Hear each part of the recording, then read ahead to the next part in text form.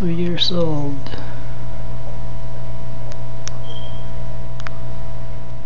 I bought it when it was just an inch.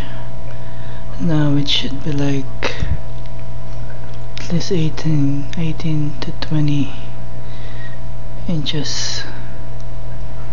And that used to be an inch long till now it's probably like 8, maybe 7-8 inches.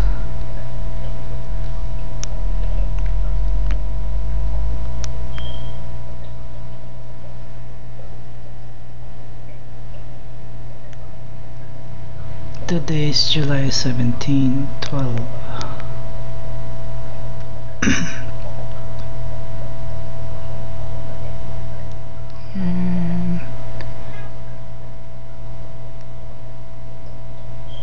There's my parrotfish. I have a parrotfish there too.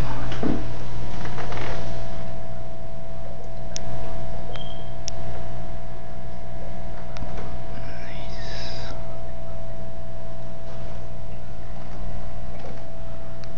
Look at that mouth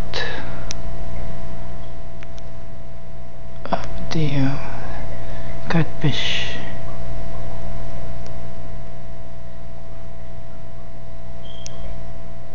It eats algae, so that's good.